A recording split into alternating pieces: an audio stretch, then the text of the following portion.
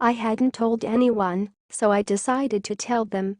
A few years after my grandfather died, my mother and I moved into a smaller apartment.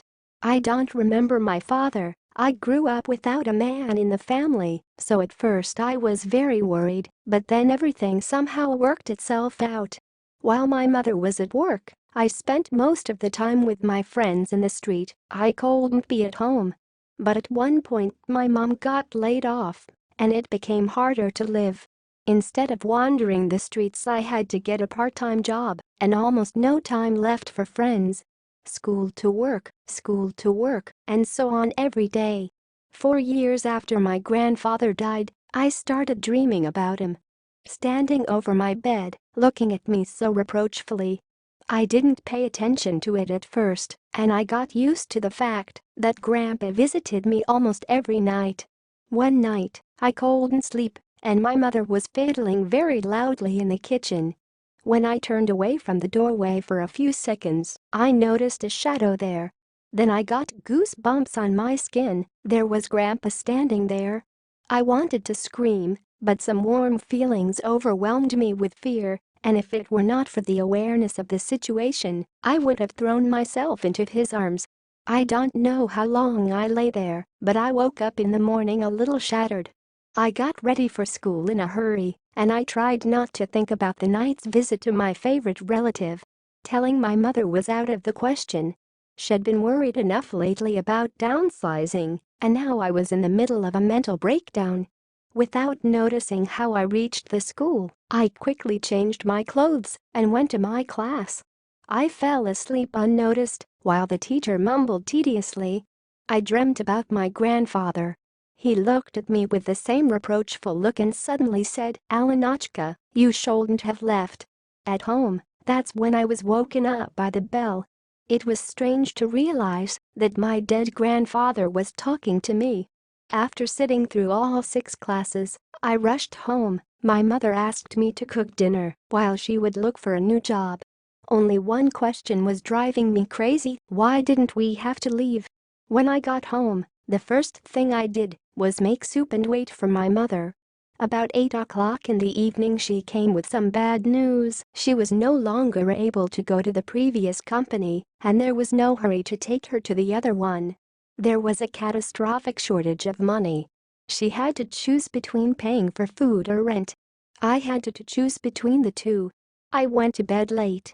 Deep down, I wished madly that my grandfather would come. As a child, he used to come into my room before I went to bed and tell me stories. But at the same time, the thought that Grandpa was dead and his ghost came to me was depressing and suggested thoughts of mental problems. This time I'd slept well, because tomorrow is the weekend and there was no need to go anywhere. I woke up in good spirits. My mother was preparing breakfast in the kitchen. At that time the phone rang. I did not hear what my mother was saying and what was being said to her. She came into the room happy and said to get ready, we were going to get the treasure.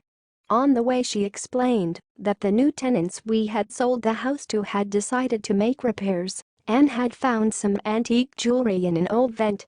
And of course, the elderly couple had a conscience and, thinking they were ours, decided to give them back to us. My mother had told me about the jewels my great-grandmother had hidden when I was a child, but neither my grandfather nor she knew where she had put them.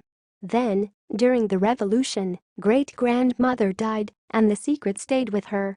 When we arrived at our old place of residence, the retired owner of our former apartment handed us a heavy package. At home we unpacked our treasure. There were beautiful sapphire earrings, a pair of rings and a massive sapphire necklace.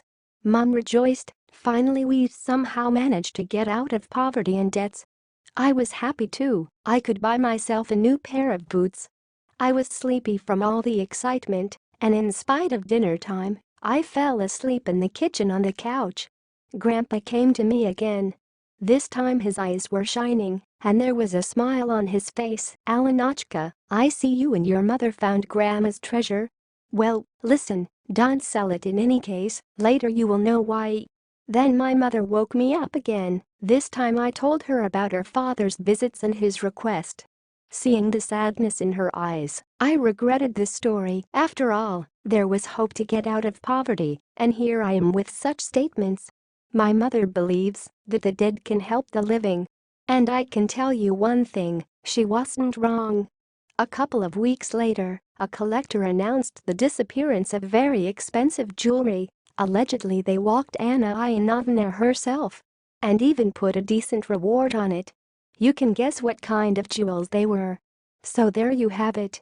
My deceased grandfather wouldn't let us sell the value for a penny. Since the time we have had a much better life, went to church, and also put my grandfather a granite monument.